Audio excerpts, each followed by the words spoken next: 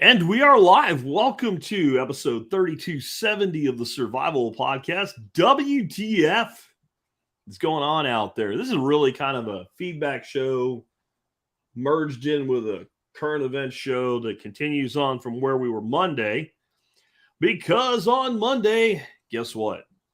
I said I didn't know exactly what was going on, but there was a lot of BS behind the scenes going on. And a lot of that BS is beginning to reveal itself. We're going to talk about the fact that Kevin O'Leary of Shark Tank fame went on Fox News this morning, and some of you have seen the video already. He said, we don't need regional banks. We'll talk about that. Credit Suisse has crapped the bed. We'll talk about the impact of that being bigger than people realize. The bank contagion that doesn't exist. Remember this weekend or last weekend, right? It doesn't exist. There is no contagion. Don't worry about it. People should feel that their bank deposits are safe. That's what Janet Yellen said. Biden said something very similar. Did you ever catch what that didn't say? It didn't say that it was secure. You should feel that your bank deposits are secure. In other words, when it's in the bank, you should feel good about it. It doesn't mean that it's true. Should and could and would are all kinds of words that don't necessarily mean are. Regional banks have the least risk in many ways, even though they're not saying that right now, but everyone is effed in some other ways. I have an article for you. I won't read it, but I have a link in the show notes you can check out. And if you read past the headline, you realize that a lot of these extremely risky investments were like in, U.S. government issued treasury bonds. Wait a minute. Isn't that supposed to be the most secure thing out there that they were told to buy?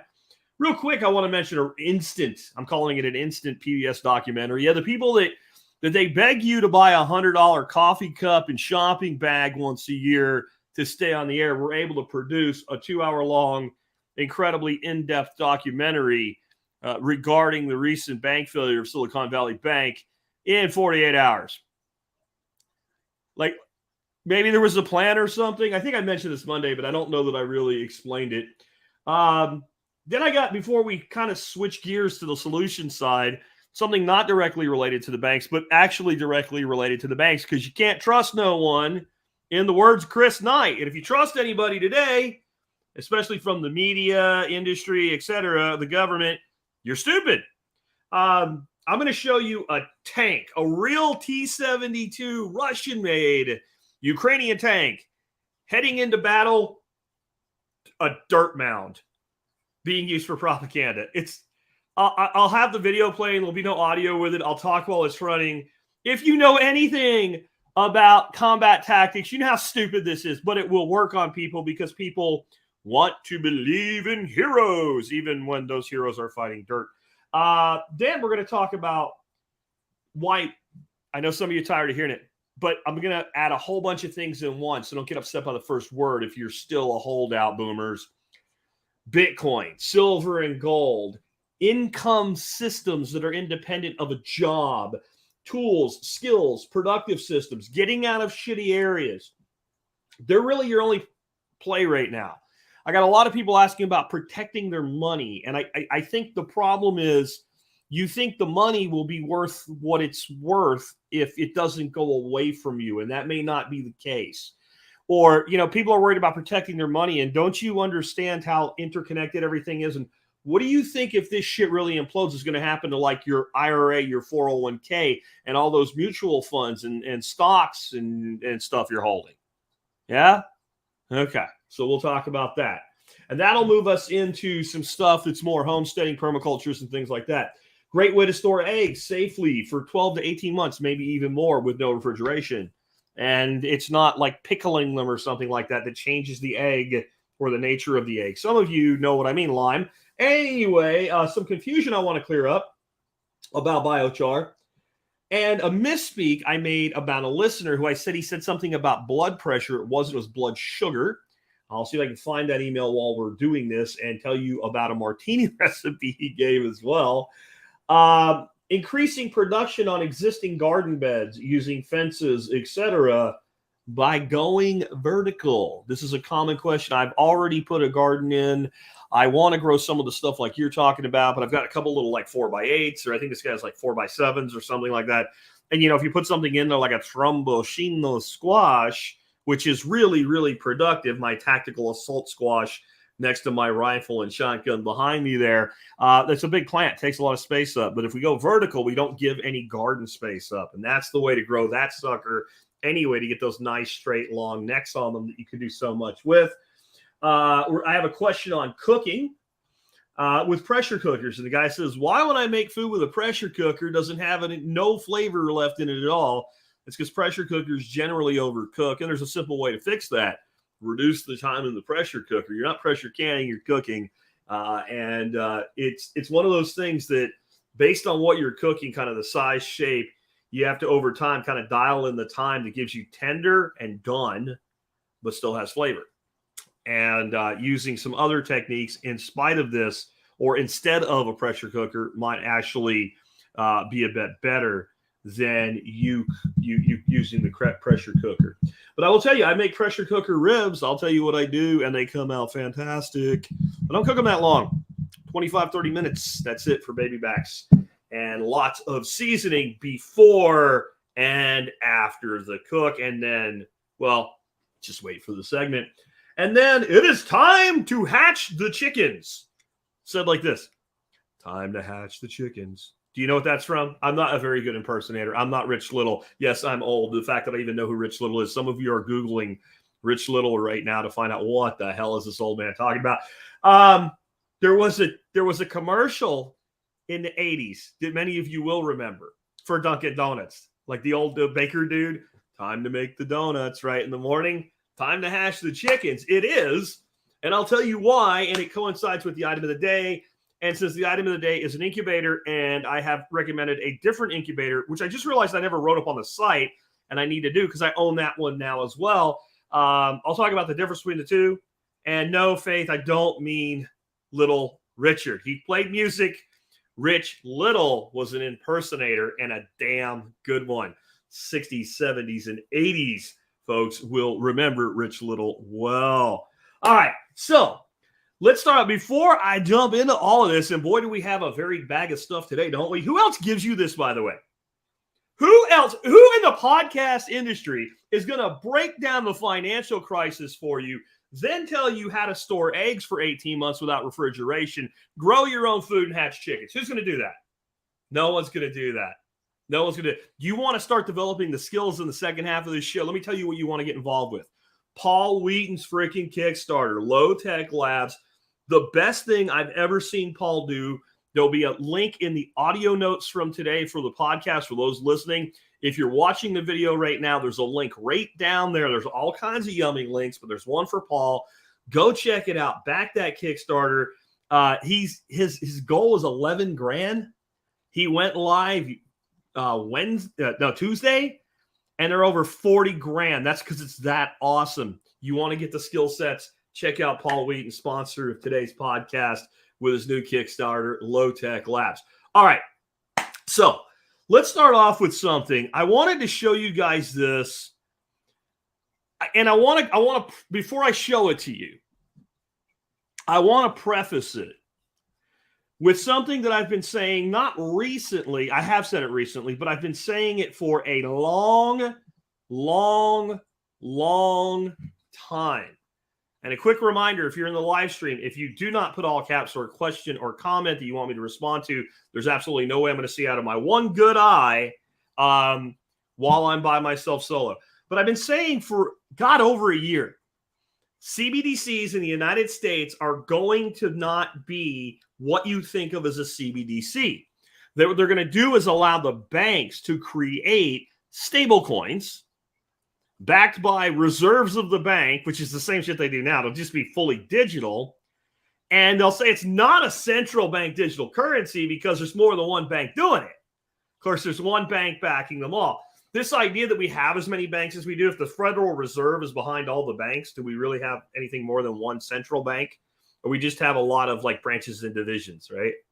But just think about that. I said, one more time, instead of what we think of as a CBDC, The United States will have a different approach. U.S. banks will create stable coins that will be drugged in under FDIC to protect them, and that this would be a de facto CBDC, but nobody would see it that way. It would also spread the United States dollar way more across the world, because anybody with a little box in their hand will be able to instantly start transacting in dollars and stave off inflation for a time, not permanently. I'm not going to explain the link. I'm just going to play the segment that I happened to catch this morning. My wife put on the TV before she left the house to pick the grandkids up. Fox News was on. And I was minding my own business, posting shit on Nostr. And I hear Kevin O'Leary from Shark Tank running his mouth. And I'm like, wait, did I just hear that? Rewound it, got up, and videoed the following with my cell phone. And it's not perfect audio, because when you video TV with a cell phone, it's not perfect. Here we go. Wait till you hear this. And that will happen over and over and over again. That's the debate we're having in America today. Because they changed the rules. Kevin, how does this affect the small banks? Because we were told this morning that Bank of America was raking in $15 billion because so many panicked customers that small banks pulled their money out and went to some of the bigger banks. Let me ask a very difficult question that we're going to have to face very shortly. Does America need regional banks anymore in an internet age when all the banking is done online? The only thing you care about is the stability of your accounts, and do they operate successfully, and are you able to transfer money and do payroll?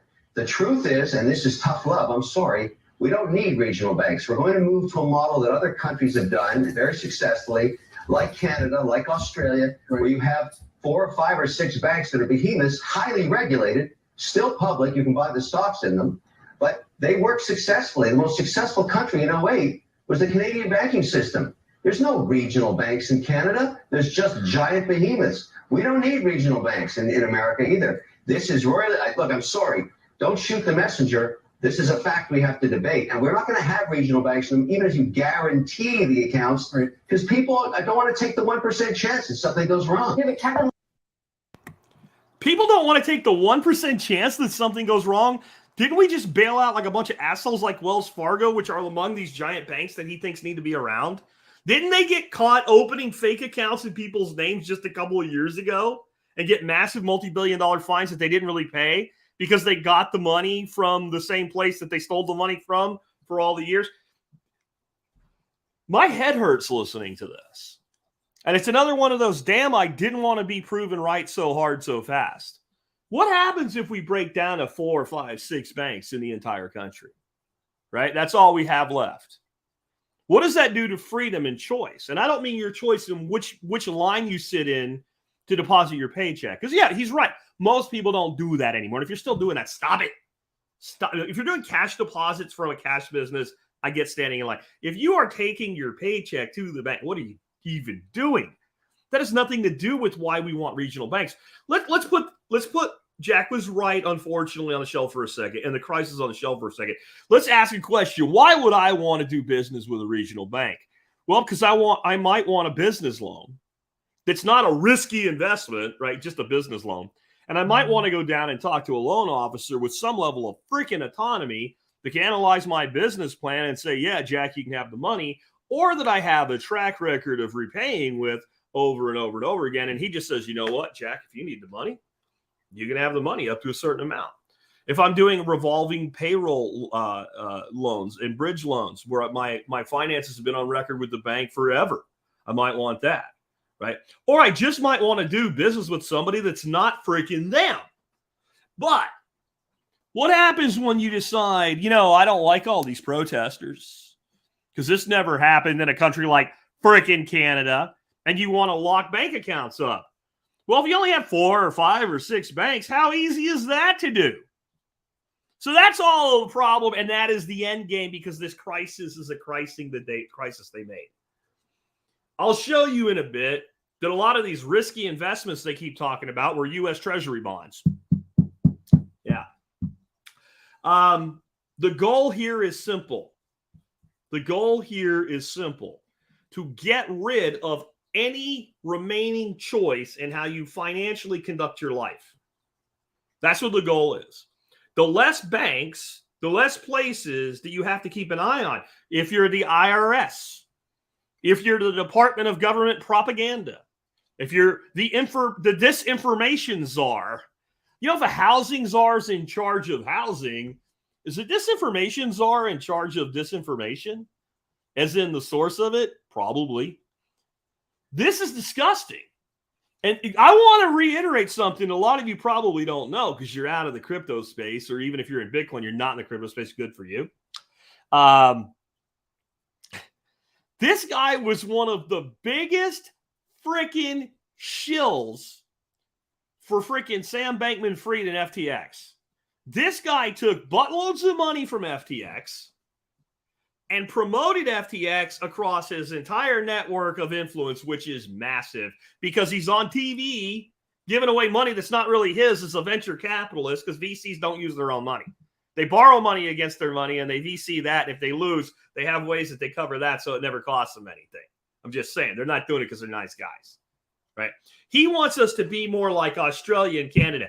Did you pay attention to what Australia and Canada were like for the last 3 years? Australia, home of anti-vaxxer and COVID people that were diagnosed as having COVID. They had like internment camps for them. So did Canada. The trucker strike. He wants us to be more like that. And they did so great in the 08 collapse. They did better than anybody. You ask people that had their money in Australian bonds when the collapse came if they did better than anyone. Look at the value of the Australian and Canadian dollar during the 08 and after 08 crisis. Don't tell me they did better than anyone. Because their banks didn't fold didn't mean the value held. They're both turning into socialist hellholes. Let's be like that, says the so-called capitalist that's actually an oligarch and part of the system that he'll now defend to his death, because when a man builds his home upon stupid, he will burn himself to death inside it before he will admit that he is wrong, as I said earlier this week. Yeah, I don't think so. I don't think that I really want to be like Canada or Australia, but we're heading there, whether you believe that or not. If you think that the next, just the next freaking election is going to fix this or something, you ain't been paying attention. And let's move on. So remember, there's no contagion. You should feel that your money is safe in the bank. I should, but I don't. I'm sorry. And I'm not going to have audio to this. I'm just going to run this kind of video in the background here for you if you're watching the live feed. How Credit Suisse just unleashed a nightmare decision for the Fed Reserve and the European Central Bank. Let me explain what this really means, because this jackwad that they have here they're talking to doesn't really explain it very well at all. You got to come to a redneck hippie duck farmer to get an explanation for stuff like this.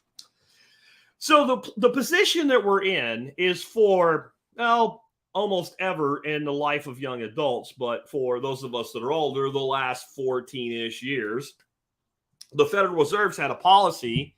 They buy up all bad debt.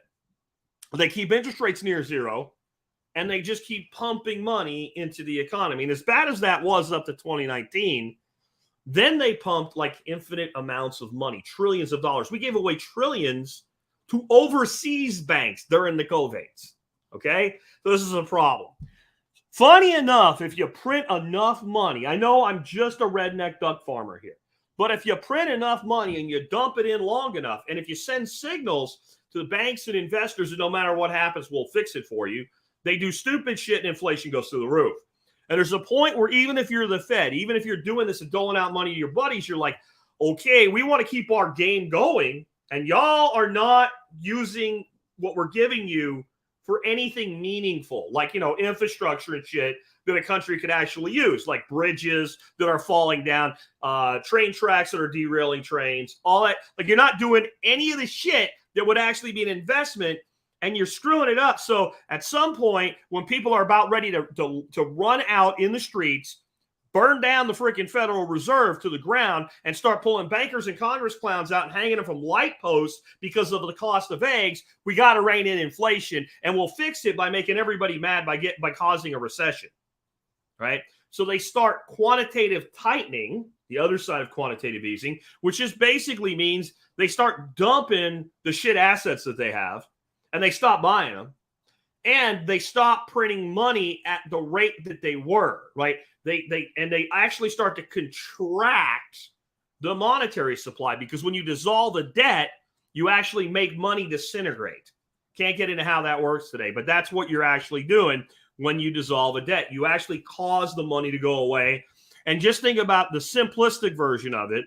If loaning money in our fractional reserve system creates money, then what does paying the loan off do? It dissolves money.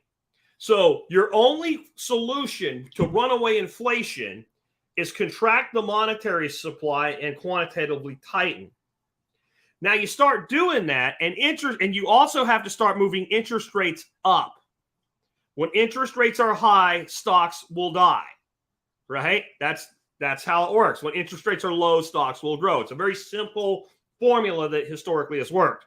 So you start doing that, but the stocks keep going up because the companies are still making shitloads of money. They're still taking risks because they're not worried one bit that if they fail, that it's actually going to hurt, right? And they always know they can pull the shit that Silicon Valley Bank did, and they can pay out bonuses, a day before they collapse. And then all your executives who got paid in stock can dump all their stock right before it goes to shit because they know it's going to shit, right? So you got to do it. You got to freaking rein in the inflation. But then when your own banks start failing, you have to do exactly what you said you weren't going to do, pump more money in. You can lie about where it comes from, but the money comes from somewhere. We're talking about hundreds of billions of dollars here. Silicon Valley Bank was a billionaire's bank. It's risky stuff. It's the cryptocurrency. It's Dogecoin. It's Elon's fault. It's Trump's. No. You guys did it. Jay Powell, Janet Yellen, you guys did it. And you know you did it, and you knew what you were doing when you did it, and you thought you could control it, but you can't. So then you go, okay, we'll just shove all this money in this one bank. We'll shut these other two banks down, and we'll tell everybody, don't worry. But yeah, go ahead and move yourself into the bigger banks. This is a way that you ensure that the big banks have more insurance, because this is what no one will tell you. You are the bank's insurance. You understand that? You as a depositor are an insurance underwriter to your bank. Your deposits that they have on record are what balances the sheet against what they have out. That's their assets are you. Their receivables are you. That's your mortgage and your loans back to them. So the more a bank has of that, the more they can play around over here doing other shit. Yeah? You are the bank's insurance. So they're pushing the insurance into the larger banks by scaring you out of the regional banks. That's what they're doing. But this is the problem. To do this now, they thought they could do it. They thought they could control it. They could get control of the monster they really unleashed of inflation. But quantitative tightening and higher interest rates result in more bank failures. And when one bank fails, it puts pressure on all of them. This can blow up the entire economy, crash the stock market, wailing and gnashing of teeth, dogs and cats falling out of the sky and living together and having puppy kittens. The apocalypse, the end of the world, Ghostbuster style. Can't have that. So how do you fix it? Well, you expand the M3 and you lower interest rates, or at least stop raising them. But remember what you had to do to fix the inflation. You had to raise the interest rates and contract the M3 monetary supply. I did a meme earlier this week. So simple. So simple. You know the one with the superhero and he's got two buttons to push? And one said, raise rates, contract M3. And the other one said, lower rates, expand M3. And he's sweating and said the Fed. That's where we are. Now, ask yourself. You can turn on MSNBC, CNN, Fox News. They bring all of these experts out. They got a PhD after their name. They've been investing and making lots of money for a long time. Can't explain it that simple to you. You know why? Because they know if they explain it that simple to you, they've given away the gig. The gig is up. And Gregory Hines in History of the World Part 1, which they finally made Part 2 of, and the flower comes up. He goes, the jig is up and gone. That's what they would be doing. They would be raising the flower on the fan, right? The feather on the fan would come up, and you would know the truth that I just gave you. Can't have that. Can't have that, because that could cause a complete and total breakdown of society. Now, let me give you some translations of things like society. When they say society, what they mean is their system of controlling society. When they say our democracy, they mean their oligarchy. You have to start understanding what the words they say actually mean. They say the words, and the words are said to you like a bunch of freaking parrots. And I don't mean you guys watching this video, okay? I mean the average idiot that watches TV and listens to these talking heads that run around and start screaming, it's a threat to our democracy. It's a threat to our democracy. You might as well just add, threat to our democracy to it. They're freaking cockatoos, right? They're parrots. They repeat whatever they're told. And the other side's just as bad. You can go through over and over again. Everything's a catchphrase. Everything's something you can teach a freaking minor bird to say in a week. And if they get you saying it, and worse yet, get you believing it, then you stick to listening to them and doing what they tell you to do. And if they broke it down and made it simple, like I just did for you, well, you know what? Then you would have a problem on your hands, because people might actually demand that you fix the problems that you created, even if they know how much pain we might have to go through to get them fixed, because we know the longer we wait, the more it's going to hurt. I know it's going to hurt. Because let's go back to this. Remember how they said there is no contagion. And remember what I said on Monday? Remember what I said on Monday about a contagion and there is no contagion? I believe it was something to this effect. Somebody here was here on Monday. Please tell everybody I'm lying if I'm wrong. Okay. I said saying there was no contagion when you didn't know what was going to happen next was like saying we found a really bad computer virus capable of shutting down the entire internet, and it was on like 10 computers. And it had been there a long time, and it just activated out of nowhere, but we caught those 10 computers. We shut those 10 computers down, and you don't have to worry. It didn't infect any other computers. But we're not going to tell you where it came from, what it does, how it got there, who did it, or how long it was on those 10 computers. But don't worry about it. There's no contagion. Wouldn't you be like, my computer's probably effed? Well, that was Monday. The very next day, oh, gee, Credit Suisse is screwed. Now, you have to start connecting the dots or putting the puzzle pieces together, whatever does it for you here. Kevin Jackass O'Leary just came on Fox News and told you we need to be like Canada and Australia with nationalized banks, heavily regulated, just a few of them. We don't need regional banks. We need to be like them, because if you have heavily regulated, basically nationalized, oversaw banks, and there's only a few of them, will be great. Okay.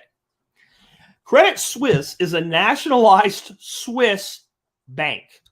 I'm so old, I remember that a Swiss bank account was the gold standard for the safety, privacy, and protection of your money. Anybody else remember that out there? Anybody else remember that out there? I do. I remember when, like, if you were an American, you were the one group of people who didn't have a Swiss bank account because it was too good for you. It's only for our rich people. Yeah. So now there's two national Swiss banks. Credit Suisse is one of them. It's about ready to go tits up and die, except the Swiss government will back it up with their Swiss francs because they print money too. Yeah.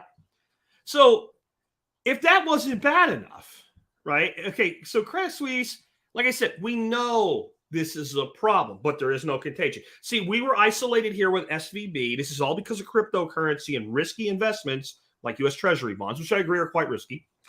And that's one thing. And Credit Suisse, that's its own thing. There's no contagion. So looks like I don't have the link for you on the European banks, and that's a problem because I wanted to show that to you. You're gonna have to trust me here. I'm gonna read it for you from my other screen, which I can't bring on, and there is a link in the show notes for this. But this week we had an instance where this contagion that doesn't exist began to spread through the European stock markets. And there was about 6 European banks, which are not in the contagion, that are better managed and well backed, and you don't have to worry about. And the investors in those banks started dumping the stock in those banks so fast, they did something that you probably should never do. But they do it. They halted trading. No contagion. Don't worry about it. Nothing to see here. It's fine. People should feel secure that their money in the banks is safe. And I'm going to tell you, you may not think that I agree with your cash being safe in the bank right now. You may be thinking I'm saying go get your money, put it in a mattress or a box. I'm not. I actually think odds are your money, as far as number of dollars and cents, will be relatively safe in the bank. What about the value? That's a different thing. I am much more concerned, and nobody's asking this question right now. What is this going to do to your investments?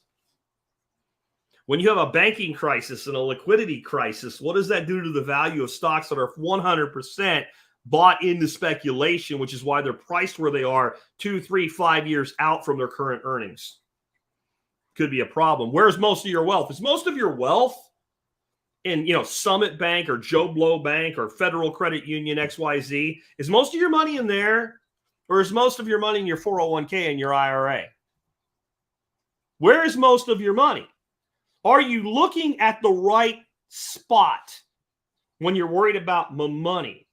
Most people, I'm not going to say all people, most people have a few $1,000s-ish in savings accounts. Some people have a full 90-day reserve supply in a savings account, but they have that money there. And they have like their paycheck flow through their bank, and they pay their electric bill and their cable bill and their mortgage and all of that, and their car payment and all that shit. So at any given time, you have about 30 days worth of your income that's not invested elsewhere in the bank. And that's what you're worried about. But you have 20, 30 years of your invested savings in your retirement account. And because they effed you in the A, like I told you 15 years ago, and took away a dollar fund where at least you could hold dollars, even if the value, at least you could hold dollars, and they replaced it with the bond fund, which is actually a lot of the bonds are what's caused this shit to happen now. You have no safe haven inside that investment vehicle. You have to sit there and take it up the butt. Yeah. Proctology exam up to the elbow, no loop. And we're worried about the bank account. This insured by FDIC for almost everybody with a bank account except the billionaires, who now know they will be bailed out and have no incentive whatsoever to retract their risky behavior at all. And the big fish eat the little fish, and we won't see going from all these regional banks to no regional banks this year. But you'll see a lot of little banks just chomp, chomp, chomp. And what will happen is they won't fail. They'll literally get eaten. They'll get squeezed. And then the boys will come in, right? The boys, Bill Knuckles, right? Ronnie Legs, right? But they work for like Jamie Dimon. You know who Jamie Dimon is? If you don't, look it up, okay? They'll come in and go, hey, yo, looky, you got a problem, see? Your bank is under pressure. You wouldn't want us to tell people that your bank's under pressure, would you? Here's a bunch of monies. You take the monies, we buy your bank, you go away, you go off, and you have a good time. Bye-bye now. This is not an offer. This is what you're going to do. This is like when we told Breyer he's retiring from the Supreme Court. You understand? That's what's coming. They're going to start buying up a lot of these little banks. And this is not something that's hard to do, by the way, when you can print the money to buy the bank with, and you just take all those depositors and all their accounts due and you pull them into JP Morgan Chase. This is where they're going. This is what they're doing. And you got to think about what they did. What two totally different entities did. The European stock market said, hey, we got to protect the investors by not letting them sell their stock. We got to make them keep their stock in all these banks. So we'll stop trading temporarily. And then once everything settles down, we'll open trading up again. We'll backstop it, and then we'll open trading back up. So USDC, which is a stable coin that was heavily invested into Silicon Valley Bank, had over $2 billion of reserves. Now, I want to be clear when I talk about USDC here. I am not saying they did anything in particularly wrong. When you do a stable coin and you say it's backed, you're supposed to have a certain amount of cash back based on how much and other assets based on how much of the stable coin you've issued. They had billions of dollars in backing, as good as money in the bank, sitting in Silicon Valley Bank. Many of you don't know this. This weekend, you could have bought one USDC that's supposed to say pegged at a value of $1 for 80 cents. I almost went and bought about $5,000 worth at that price because I knew I was going to make 20% on my money because I knew they were going to backstop this, and I just couldn't make myself do it. I just didn't have the stones to do it. I knew it, but I didn't not only not do it, I didn't say it because I wasn't 100% sure. Well, it's back pegged to $1 right now. You could have bought as much of it as you like. People were fire selling that shit because they weren't sure that they would get their money back. So if I had to take a loss of 20%, it's better than 100%. Well, as soon as they came out and said we're going to fully back all the deposits at Silicon Valley Bank, boom, boom, right back up. They basically went to one of these big banks, and the big bank said, we'll cover it because when you get your money, we'll just take it. It's as good as money in our bank, so we're good. So Coinbase shut down the ability to trade, withdraw, move USDC over the weekend temporarily to backstop it.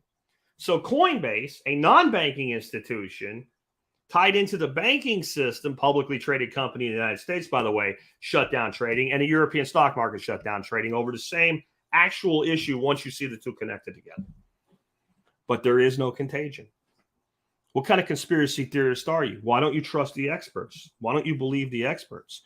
Now, here's an interesting little article I'm going to put up on the screen for you right now, just to continue this line of thinking. So this is going to tell you supposedly how Silicon Valley Bank failed and why it probably won't happen to your bank, your little regional bank that Kevin O'Leary just said we don't need anymore. And the interesting thing on this one, I have set on my Brave browser here a search up here at the top for treasury bonds. It says 1 of 3. So when I hit this, it's going to jump down and say, that's not to say they didn't have assets, but Silicon Valley Bank didn't have the cash available because it used money held in the bank to buy treasury bonds. With the increase in interest rates, treasury bond prices go down. So these aren't real numbers, but basically Silicon Valley Bank bought treasury bonds at $100, and then those bonds went down in value to $75. Wait a minute. Do you know what the primary reserve of your regional bank is? Treasury bonds. Do you know why the banks are so full of treasury bonds? Because during the COVID crisis, they pumped massive amounts of money into the banks. And then they said, be a good bank, go buy bonds. We'll give you the money at a really low interest rate. Now, the bonds pay shit for interest, but it's more than we gave you the money for. So you can't lose. It's free money. You buy our bonds, you prop up our Ponzi scheme, we prop up your Ponzi scheme, you get to skim a little off of it. That will technically increase your reserves, by the way, and you can loan more money out. We all win, and they all lose, like always. Then they turned around and jacked up the rates for loans, which made the value of these bonds less. So the ironclad reserve that these banks put in place at the behest of the government and the Federal Reserve are a big part of what failed. Also, mortgage-backed securities failed. You see that right here. Mortgage-backed securities also failed. Do you know why the banks had mortgage-backed securities? Do you think it's because Silicon Valley Bank was in the business of making lots of mortgages? No, they were a bank primarily for venture capitalists. They had mortgage-backed securities because they were also told to buy those. Remember I told you the Fed started to divest itself of all these assets that it had picked up? Who do you think bought them? You think Bill Gates bought them? You think so? You think Elon Musk or Jeff Bezos bought them? You think? Even if they did, how would they do it? They would leverage bank debt. They're not going to use their own money for that. Who do you think bought these assets, these toxic assets, these depressed assets? Well, these guys did. And all these other banks did too. This is all the biggest incestuous game of grab ass that you've ever seen in your life. But no one will explain do you see how simple this is? Do you understand how simple all this is? It's hard to understand how simple it is, and I'm going to explain why. For the same reason it's hard to even understand how a fractional reserve banking system works. And the reason it's so hard to understand how a fractional reserve banking system works, which is I loan you money I don't have, and your promise to repay me the money makes new money. That's actually a very simple sentence. I loan you money.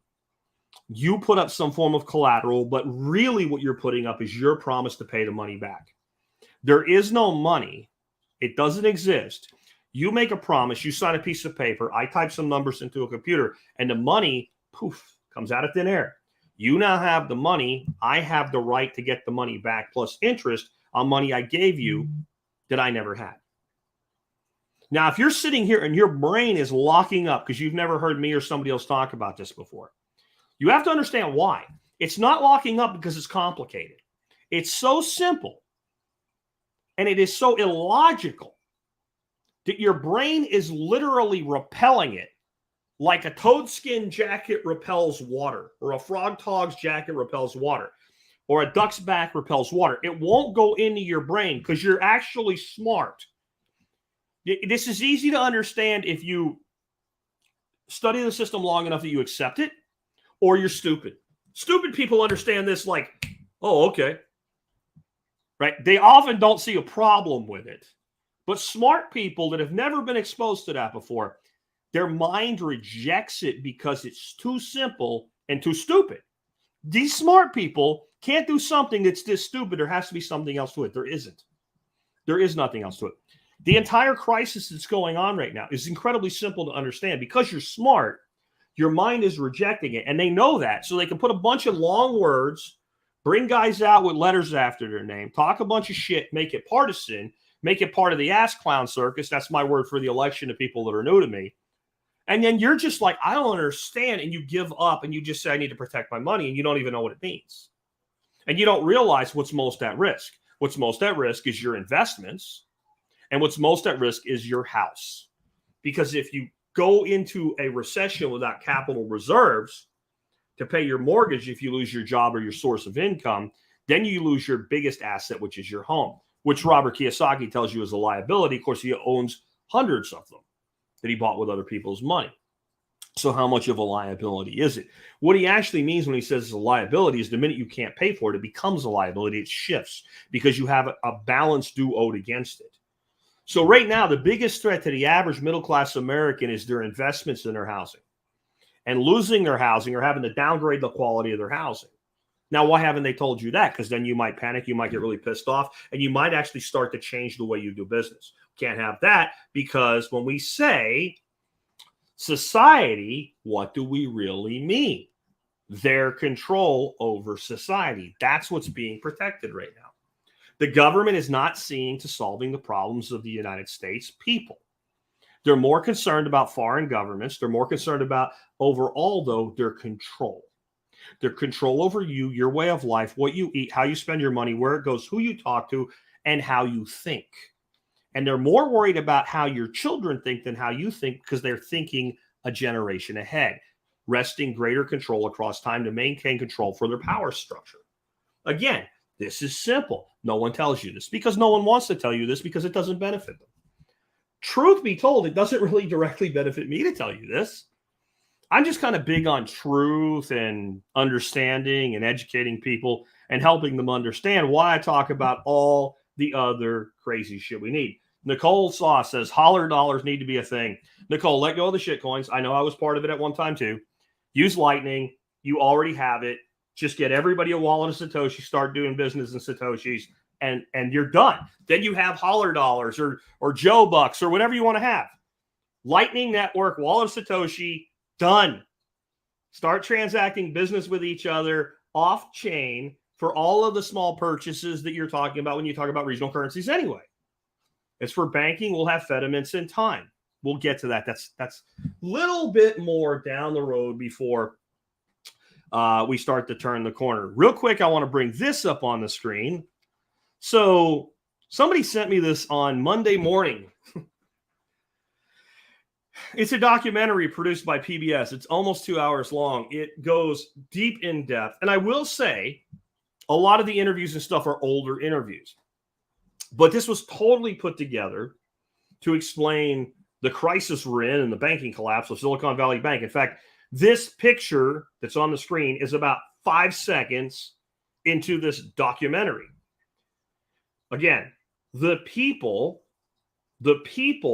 who beg you to buy a coffee cup for $100 to stay on the air were able to produce an incredibly in-depth, and I will say well-produced and full of truth and lies, just say the truth thing, documentary in 48 hours from the time this shit hit until they put it out.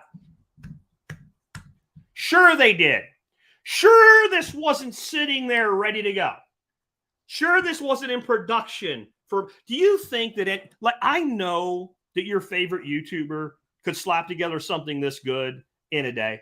I know they could. We know people that can do it. PBS, you think there's anybody with any efficiency working inside of PBS? Images, copyrights, royalty, all the shit that goes in when you make something like this in the corporate structure. Then you add the bureaucracy of PBS. PBS produced this in 48 hours. Oh, horse crap. Oh, horse crap they did. Come on, guys. This was like everything you're seeing is part of a plan. Please understand that. On that note, this is something you have to see. And I think I have the volume muted here so I can just play this video. This is right where we're going to turn a corner. I can't do that full screen and get my screen back for some reason. So this is supposed to be today. I saw this posted by this jackwagon. What's his name? OSNT Technical.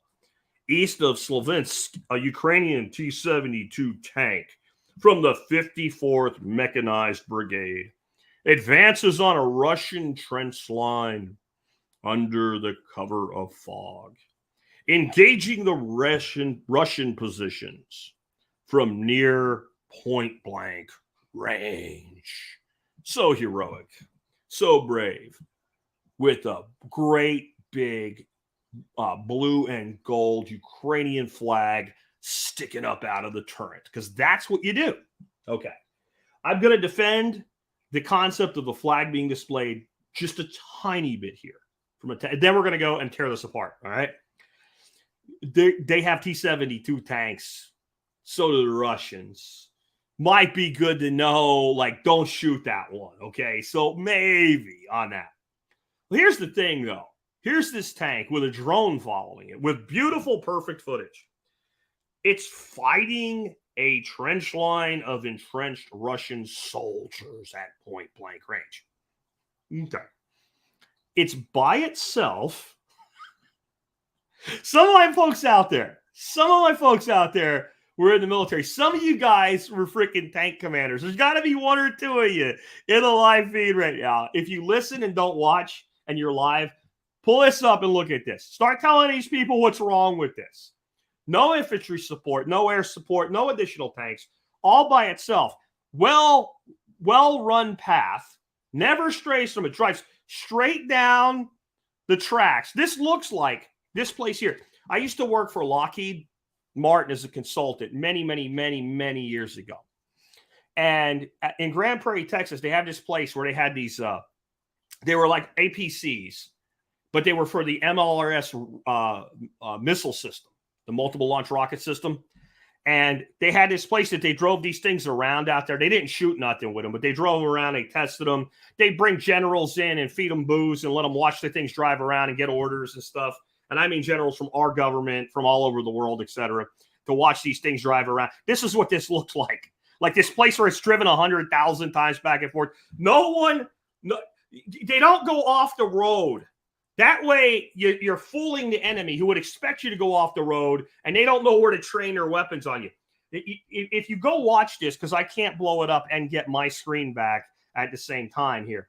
But if you go watch the full screen, you'll notice a distinct lack of things like, oh, I don't know, rounds bouncing off the tank.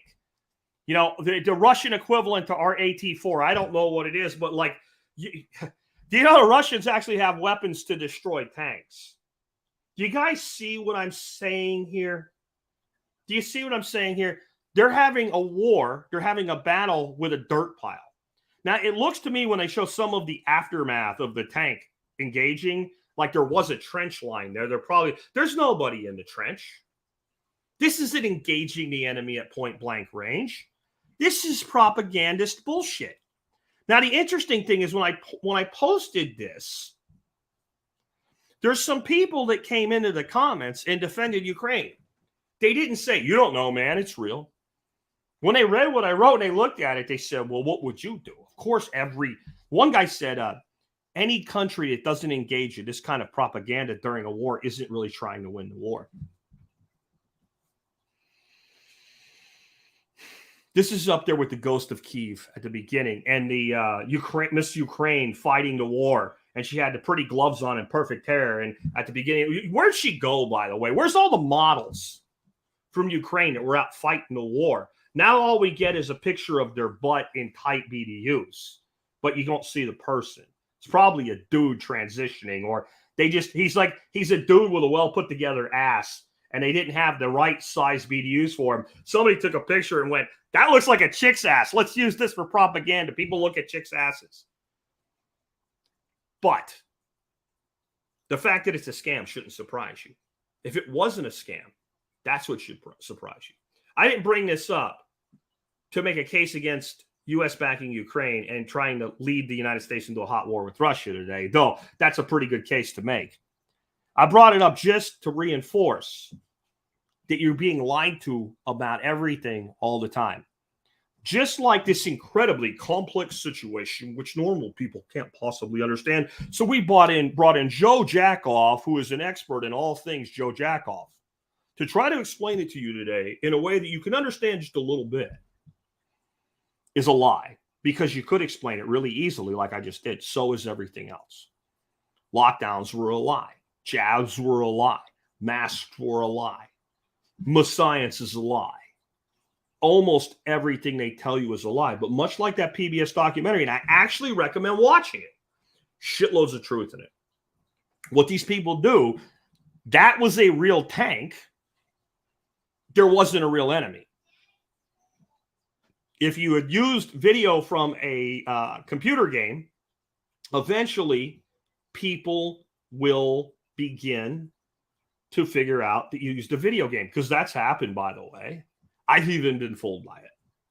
There was a video, I actually shared it long ago. It was supposed to be a bunch of civilians being killed by U.S. helicopter, which has happened, I'll say. But in this case, it was actually a scene from a really realistic looking video game. But people figured that out. Like, I know that thing, right? So you use a real tank, you send it in, you make a big production out of it, you show it to everybody. It's the same with everything else. The guy that they brought in is supposedly an MIT professor that understands the economics of the situation deeply. He is. He's just talking in big words that you won't understand. And sometimes he's even telling you the truth, but he's doing it in such a convoluted way. And have you ever noticed that when they bring some of these talking heads in? Blah, blah, blah, blah. They bring them in. And then all of a sudden, the host is like, well, we have to leave. Or they do this. We have breaking news right now. And the guy never comes back. He got too close to the truth. Somebody got in their earpiece and said, hey, shut this guy off. Or all of a sudden, like his microphone crackles a little bit. Or we're having some audio problems. I'm working with the booth right now to get him back on.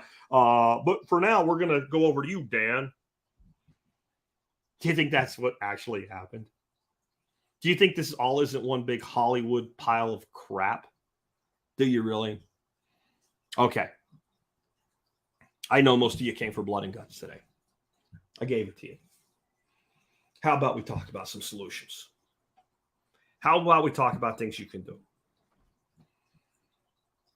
How about we stop bitching? Because they're doing all this. What do we do about it?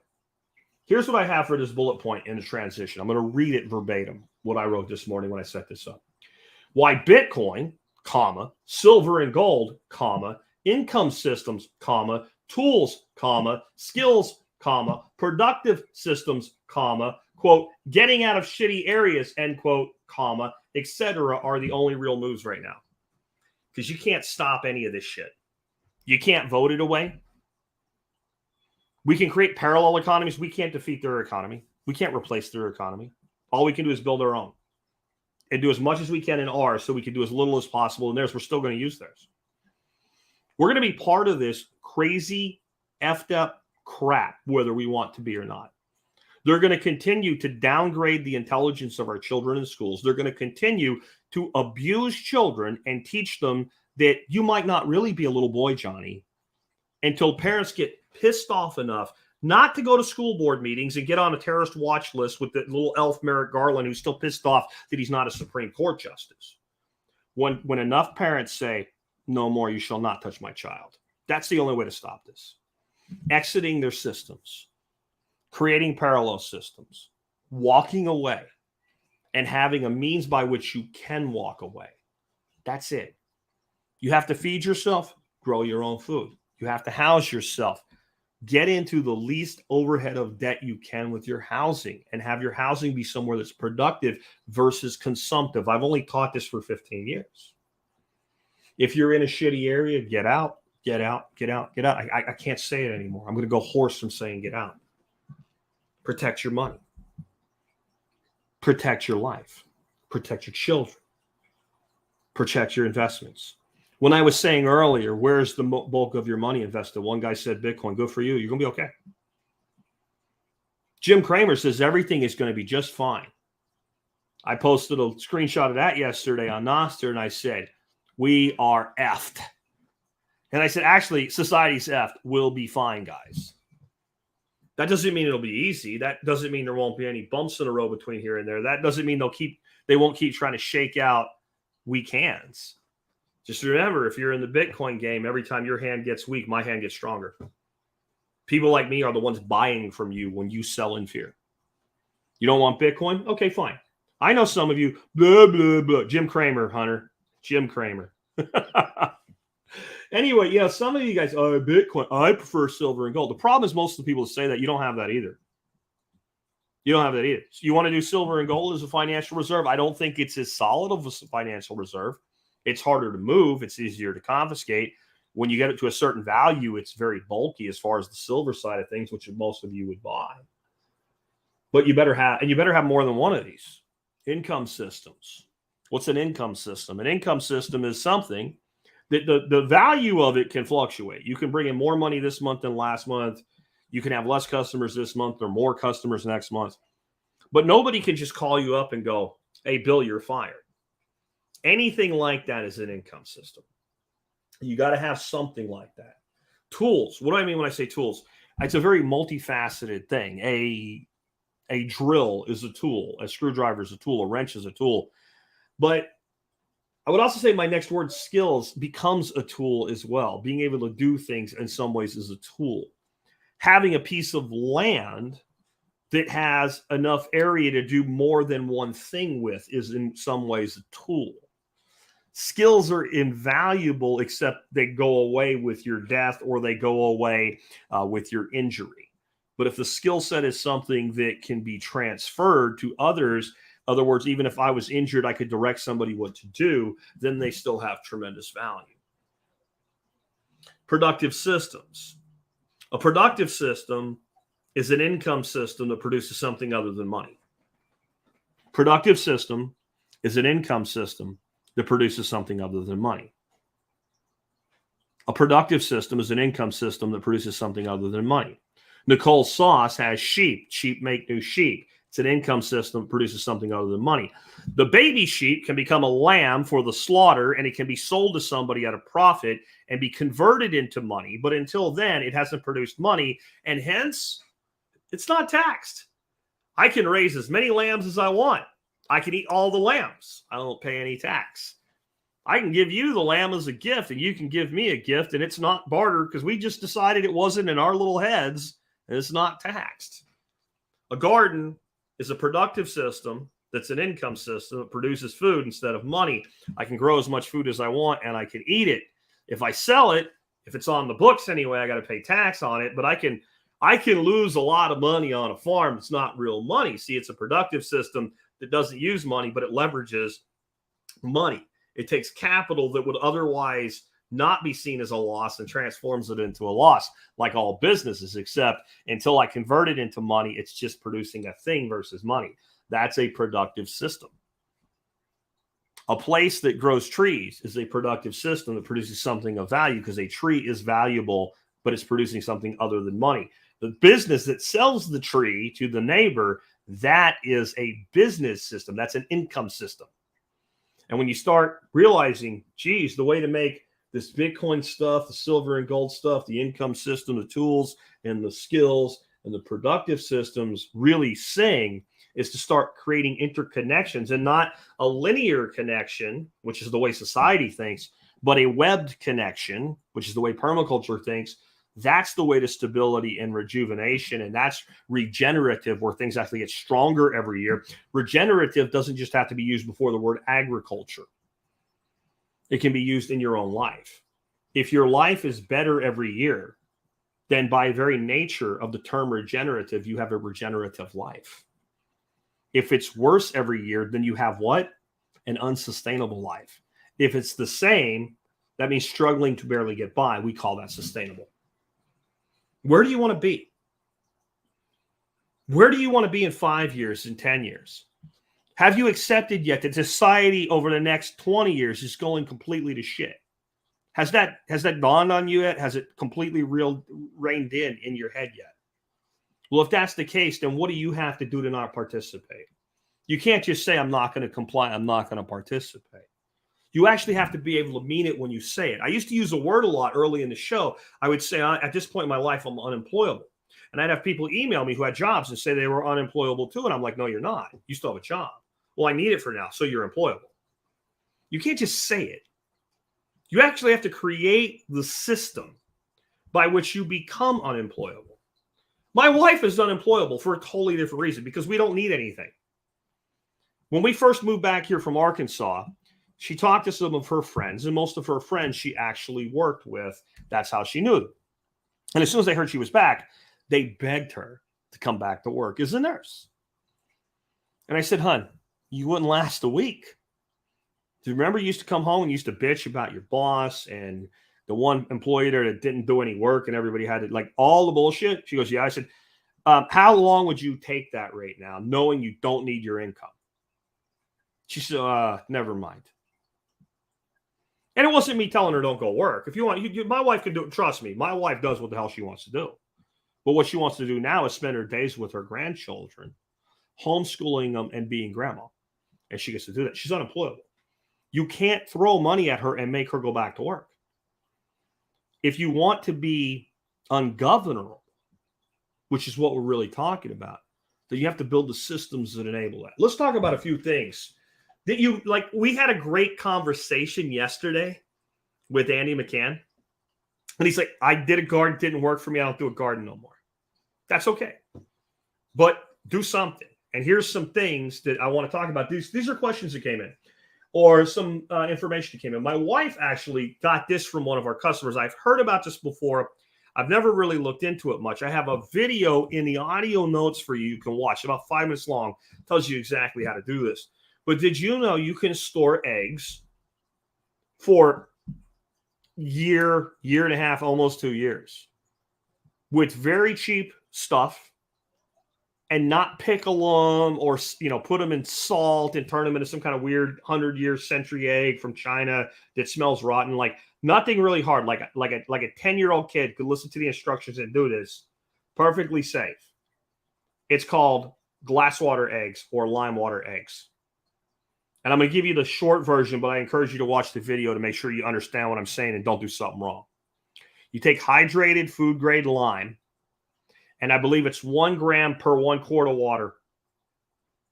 This has been done since the 1800s. It's probably before that, but like on record since the 1800s.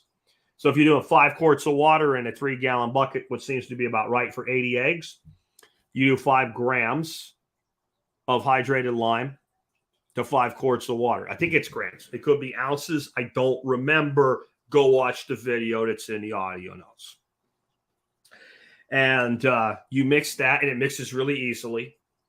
And then you put your eggs in the water and put a top on the bucket. They recommend a 3-gallon bucket. It's a lot easier to move, and it's really best practice since you probably won't have 80 eggs in one day, or you might, right?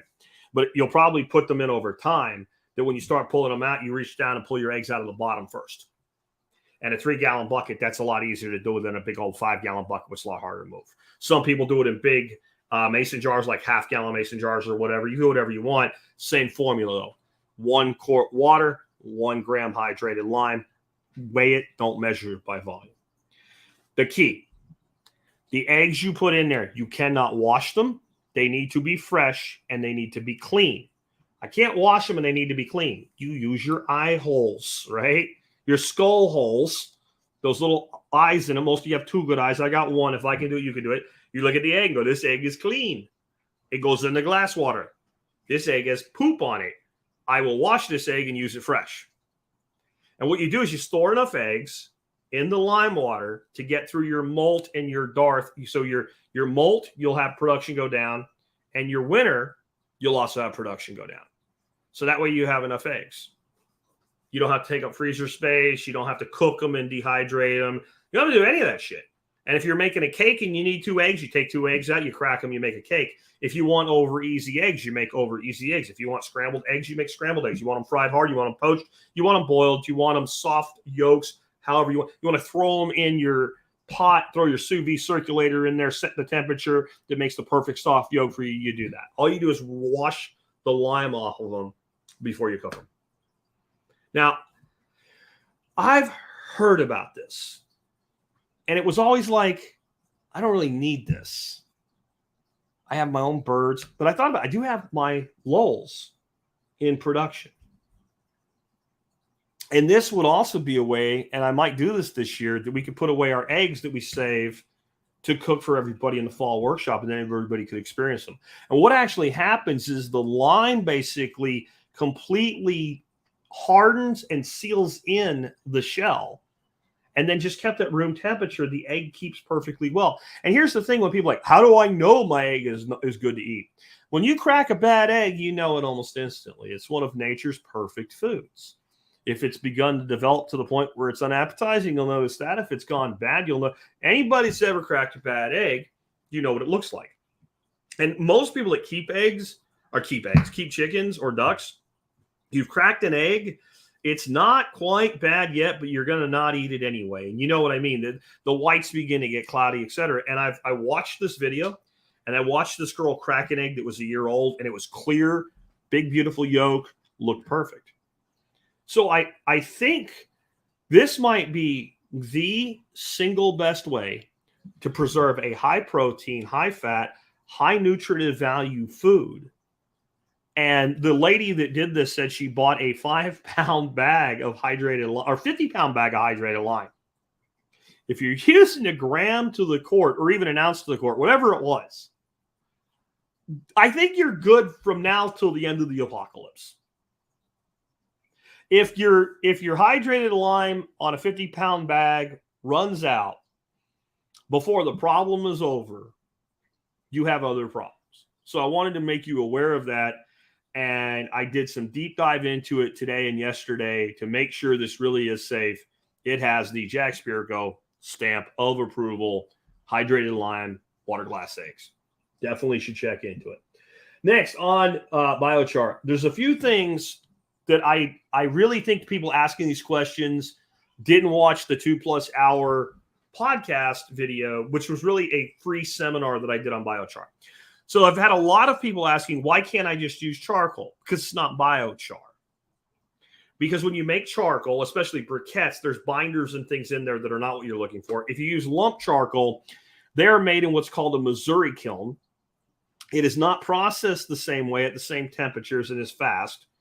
and there's impurities in there. And that's why if you get some lump charcoal, it's great for cooking with, don't get me wrong. But if you get it all over your hands and you try to wash your hands with just water, you can't get the black skank off your hands because there's oils and tars and things that plug up the holes, which is what makes biochar so great. So it just isn't the same. The other one is I've had several people ask me, I have a solo stove or something. Can I use the stuff out of it? But it's white. It's because it's ash. It's actually a decent soil amendment if you have acidic soils because it's basically lime, and it will move the acidity more toward the alkaline. So if you have over-alkalized soils, then ash is a good soil amendment. It's also temporary. It doesn't last. It's like season by season. You have to figure out how much you need. But it's not charcoal. Charcoal is black. All biochar is charcoal. Not all charcoal is biochar. Just like, all anarchists are libertarians, but not all libertarians are anarchists. It's the same but different. So that's something on that. Now, the other thing was, and I'm going to see if I can find Dan's email here about biochar. Let me see. Or was it Dan or was it Christopher? Pretty sure it was Dan. Yeah, it was Dan. So I said that I had somebody that wrote in and said that they actually saw an immediate reduction in their blood pressure when they consumed biochar. I was wrong. It was one of those things where you read out of the side of your eye while you're working and you are doing 20 things. And I said, don't take this as verbatim. I'm not sure when I said it. I think that was Monday I might have said that. Here's what Dan actually said.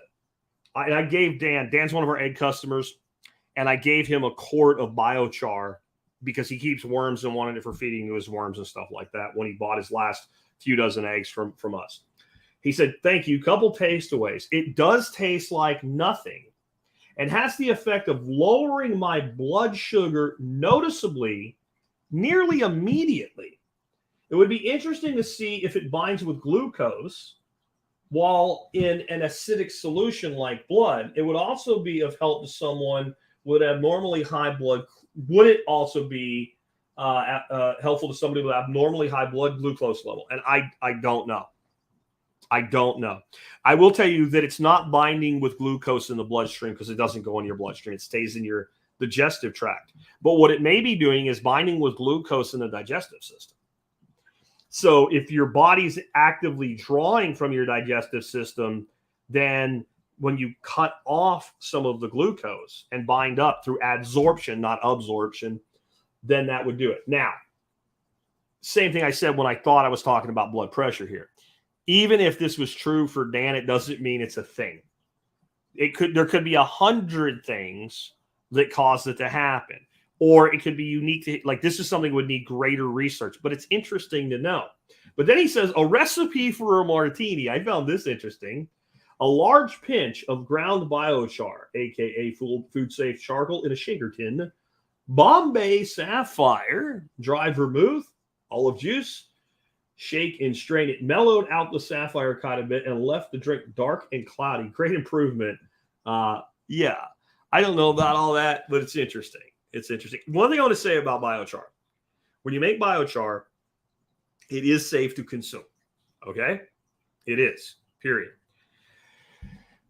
What you do with it after you made it may change that.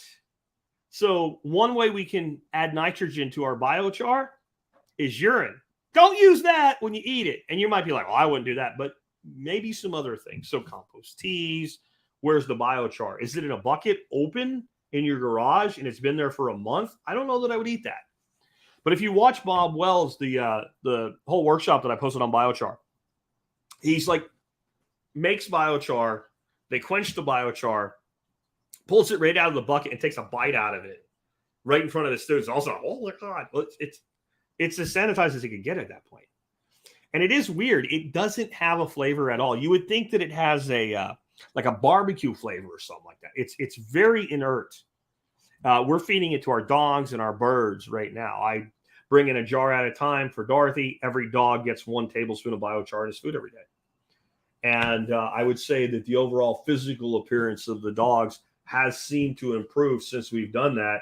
And they stink a little bit less when they crack one off. So that's an upside as well. Plus, they're making deposits all over the property, as are the birds. So that's just a little add-on on that. Now, I got an email today from a guy. He has 2 garden beds. They're like 7 by 4 foot, relatively small backyard. I think it was 0.2 acres or something, which is actually a pretty good sized yard. And he wants to start increasing. Art by Lee Murphy. I'm going to go ahead and cover this one right now because this is a good question. And before we move on to the next one, wouldn't that be pretty much the same as activated charcoal you buy at the pharmacy? And I would actually say, if you want to start consuming charcoal, the activated charcoal, which is basically a very purified biochar, it would probably be better to use that than to use what you're making for yourself. I would suggest that, and most people that are in the biochar world do, and they probably do that just because we live in a very litigious society and you have no idea what the person's actually making. But activated charcoal is like a super premium biochar that's quenched pure with steam, so that the pores in it are absolutely clear. So it's much more powerful, and you would probably use less. And that's what they use if you get like food poisoning or some sort of poison you ingest, and you go to the ER, they check your vital signs, and then they pump a slurry of charcoal down into your stomach, and then usually it comes back up, but it absorbs the toxins. But it only works in what's in your digestive tract. Once it's in your blood, that's a different problem, just to be clear on that. But yeah, activated charcoal is the way to go. And by the way, specifically not in there's some of this in the United States, but in Europe and Asia, there are tons of products that for consumption by humans, and things like toothpaste as well, that have activated charcoal in them. This is not something foreign or crazy, right? This is something well known throughout the history of mankind. Again, the oldest medicine used by humans in known history is charcoal. And animals in nature will go to where burns have happened, once the burn stopped, obviously, and they'll actually consume charcoal of their own free will, just from forest fires and stuff like that, because they know it's of benefit to them. All right, next up, back to the garden bed thing. So this guy's like, I got some 4x7 beds, small backyard. I want to grow more stuff. I see you growing like these snake beans and these Tromboncino tactical assault squashes like this guy right here. And I want to grow that stuff, but I only have so much space. And like, if I plant one of those giant squashes in my bed, the whole bed is just going to be covered. That might not necessarily be bad if you did it, because your taller plants, like let's say peppers, would grow up, but those squash vines are so aggressive, they might kind of eat the pepper plants. And you're right, it's a big plant to put into a relatively small garden bed. But if you look at all the pictures of my gardens, you'll notice that there's a lot of vertical space. So my primary gardens, and I think I have a recent picture of this that I can pull up for you guys that are in a live chat while we're doing it. But my primary garden beds are made up of 4 gardens that are actually at right angles around my pond. And this will make a lot more sense, at least for those that are here, if I find this picture. And I think I can find it here. And just there it is right there. So let me bring that up for you. So there's 4 beds, and the beds are 8 foot long in 2 dimensions in the front, and then 12 foot long in the back, and they form perfect right angles. And the back beds that you can see there, they actually have 4x4s, or they're actually landscape timbers because they're cheaper, sticking up out of them, and they have cattle panels. So that's a 12 foot long on each dimension. So there's 24 foot in those 2 beds on the back side of vertical space. And then in between the beds, there's a cattle panel that forms an arch, right? There's a cattle panel that forms an arch like this from one to the next. And there's 4 gaps because there's 4 beds, and everyone has an arch. I grow my cucumbers, my beans, my tomatoes, my squash, my gourds. The squash, the snake bean is actually a gourd. I grow anything that's a vining plant on those. You might wonder why I don't have that same vertical space on the front side. That's south. So my sun comes in from that gape in the trees. That's my food forest on the other side of that. So if I were to put that in, I would overshade that part of the garden. Otherwise, I would. And I probably could get away with it in my climate. And I might even add it to the one bed that's on, as you're looking at the screen, your left corner forward, right? And I have other beds, and I've always used vertical space. And there's a lot of ways to do vertical space. You can use electrical conduit. You can use, you can just build towers out of wood. I've seen people build towers for beans, basically like a teepee shape, just using bamboo or what have you. Or you can grow vertical space. Now, growing the vertical space doesn't work great in general for big, heavy plants like tromboncino squash or snake bean or cucumber. But beans, you grow sunflowers, big, giant, pretty sunflowers. Plant 4 or 5 beans around them. Okra, plant a pole bean. Like, let your okra get half grown and plant a couple pole beans underneath it. They'll love it. They'll work together. The bean will give off some nitrogen through nitrogen fixation for the okra. The okra will provide the bean some shade in the heat of the day. The okra loves heat. It'll provide a trellis. So start growing vertically. The other thing is, you guys that have these suburban backyards. I don't know about the whole country, but where I'm from in Texas, almost all the subdivisions have fencing, and almost all the fencing is 6-foot wooden privacy fence. So you get something like cattle panel, and like the 8-foot cattle panels, or you take a 16-footer and cut it in half, and what do you get? 2 8-footers.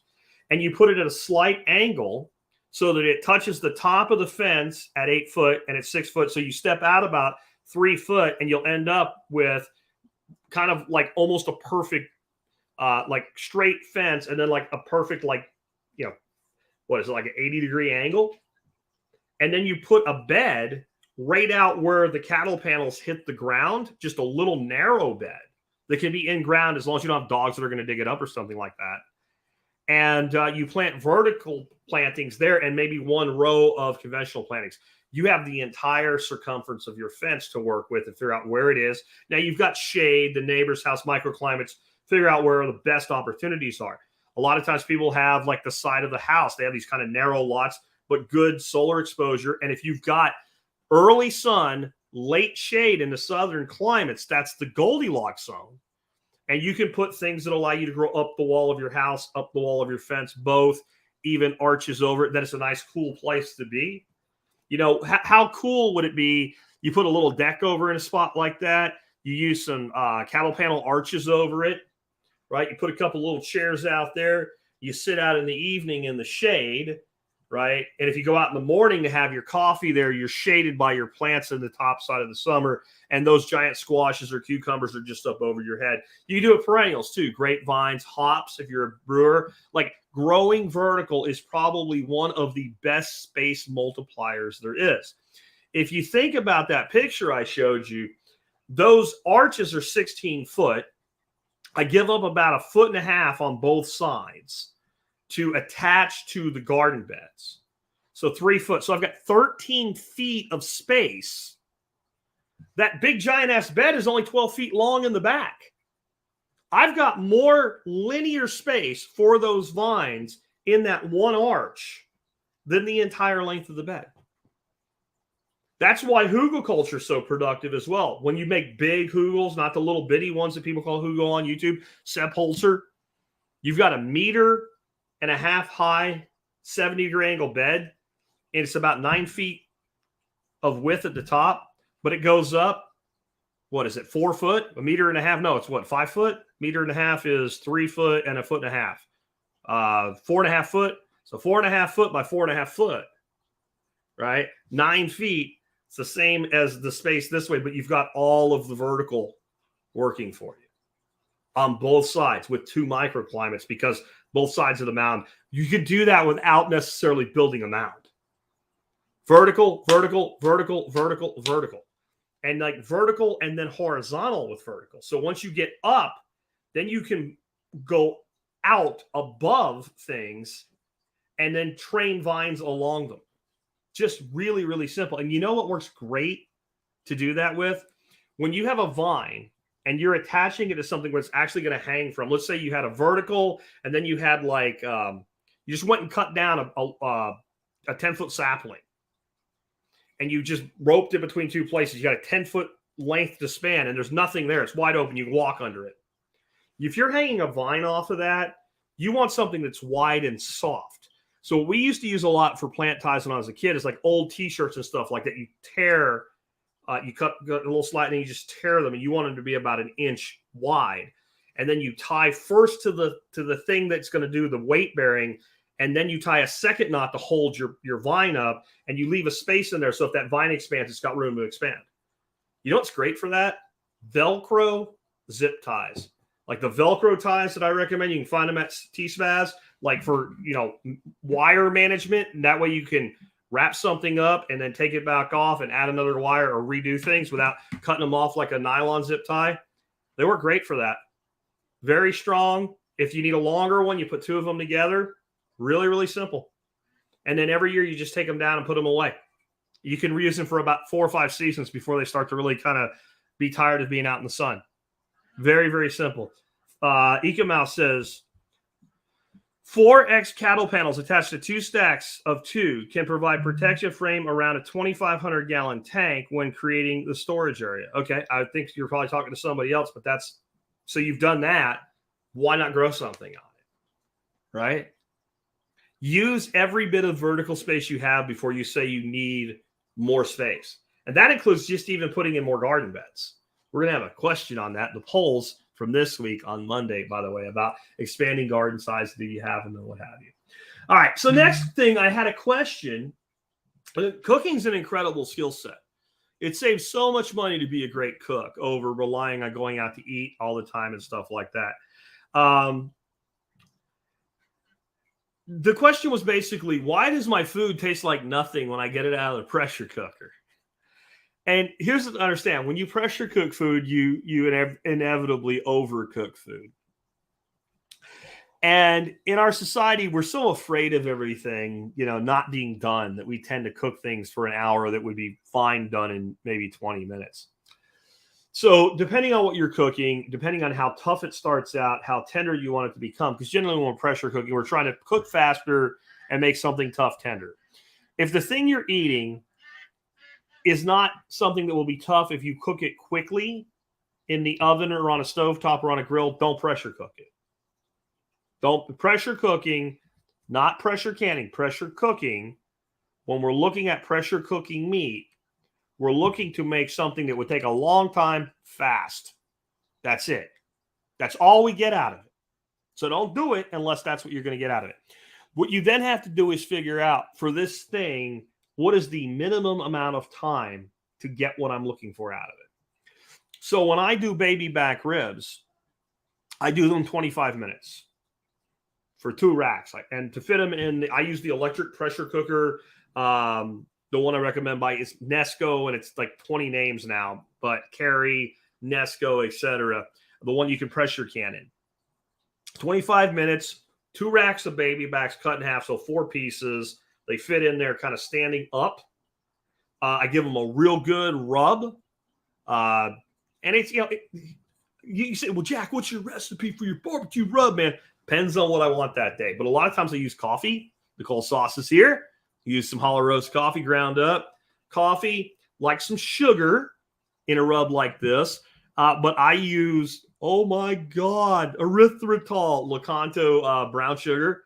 Some of that, salt, pepper, garlic, onion, a little bit of cumin, a little bit of paprika, maybe some chili powder. That might be what I do today. And I might do something totally different tomorrow. Just what you like. But a good heavy rub of this stuff. Put them in there, cycle them. When the cycle's done, you vent it, however that works. If you're using one that you just lock together and put on a stovetop, you can open those almost instantly. You run them under cold water. If you watch cooking shows like Big Bobby Flay and stuff like that, you see chefs do it all the time because they have 45 minutes to cook in, right? So you run them under cold water, then you can open them. If you're doing the electric one, you got to wait for the thing to drop. And so get them out of there. This is the thing with things like ribs anyway. Set them on a cutting board. Leave them alone. Don't touch them. Let them come down to room temperature. They'll firm up a bit. Then give them a little baste or sauce or whatever. Throw them on a grill. Throw them on a stovetop. Warm them. Don't make them. They don't need to be cooked. Warm them, and you can make is when I make ribs that way, are they as good as when I put them out on the smoker and I take 4 hours to make them? No. Are they good? Yeah, they're freaking good. That's the number one thing I make. We also make chicken in the pressure cooker, but not for us. We make it for the dogs. We buy leg quarters for $5 for 10 pounds. We throw them in the pressure cooker, pressure cook the crap out of them, pull all the meat, cartilage, everything off of them, save the bones. And once we've done enough batches that we can make a full batch of bones, we throw them back, the bones in a pressure cooker for 90 minutes. For bone stock, yeah, for the dogs. But the bones get so soft, then we feed the bones, the marrow, all of it goes to the dogs with the dog's food. And we're feeding our dogs right now pretty much a carnivore diet with cheap chicken quarters. And I tell you what, it costs less than good dog food. We also buy the really cheap frozen uncooked hamburgers at Costco for the dogs. And so the dog will get like a certain amount, depending on the dog's weight, of the chicken and the bones and the cartilage. And then they'll get maybe a half of a burger patty for some diversity there. And I'm trying to add things like hearts and liver and stuff like that, mainly chicken because it's cheap. And they get like one piece of that so that they get a more varied diet. And our dogs are drastically improved. You guys that have been here and seen Charlie's getting older, he looks like he did 4 years ago now. And Lucy, fat Lucy, who was starting to like look like a tick, she's thinned down some, but she's running, she's jumping. It's pretty cool what's happened just by changing what they're eating. Now, how awesome is that, right? So yeah, I told you we change. Like I said, who gives you this? What podcaster gives you this, guys? I don't mean to toot my own horn, but you tell me the podcast that can give you this, right? We start out with a bank meltdown and we get here. The other thing is, though, a lot of things that people pressure cook, I don't think you need to pressure cook. I think you would be better off slow cooking, slow roasting, or bracing them. And all of those things are pretty much as easy as long as you have the time. So I'm not going to make a chuck roast or a pot roast in a pressure cooker. I might can chuck roast or pot roast that I got a deal on cubed up in a pressure cooker because I want to preserve it. But if I have a really nice pot roast, it's either going in the crock pot. I actually just pulled one out of the freezer because my wife loves pot roast, and I'll put that in a Dutch oven and stick that in the oven with some carrots and celery and some flavoring, and I'll take all day to cook that. And I'm gonna cook. This is the other thing though. I'm gonna pay attention, and I'm gonna cook that until it easily pulls with a fork, and as soon as it does, no more. Like we can overcook in all mediums. And just because you made a pot roast that fell apart doesn't mean it has good flavor. Beef short ribs. I know I just said I make baby backs or spare ribs in a pressure cooker. And that's because it's easy and fast. A beef short rib, it belongs with garlic and red wine, and it belongs slowly braised in the oven. And if you don't, you've sinned against beef. Don't put that in a pressure cooker, please. Don't. The other thing that you can do, and Heather is saying that she uses pressure cookers for quinoa, beans, etc. I don't know anything about that, so I will defer to is it a heater? I will defer because I don't really know a lot about that, and I think a lot of people do that. And if that's what you eat, then great. I just don't eat a lot of that stuff. Right. Moving on though. Another option for a lot of these bigger cuts that are tough, that is phenomenal and so easy to do and so set it and forget it. And unless you get stupid and say like, I want to see what 2 weeks does, because Guga has done that and don't, is a sous vide. So if you have a vacuum sealer or a cryovac machine, then all you need to add is a good sous vide circulator. And there's something miraculous about sous vide.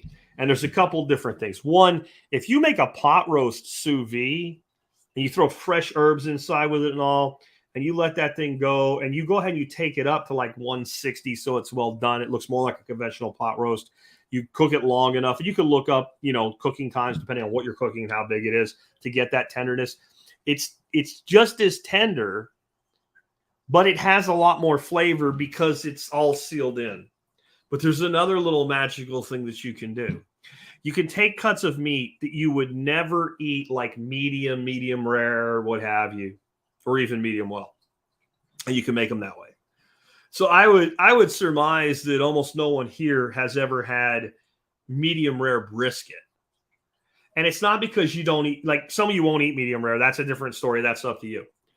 But the reason you probably have never had a medium rare brisket is because if you make brisket medium rare, it's like eating a shoe as far as texture. But you can take a brisket or a piece of a brisket and you can sous vide it, season it, sous vide it. And by the way, I'm not a big soy person, as you guys know, but a little bit of soy sauce goes a long way when you do this. I don't know what it is. It's kind of magical. And you can set your sous vide to, let's say, 137 degrees. And you make this piece of brisket and it tastes like a Kobe steak, like a Kobe beef steak.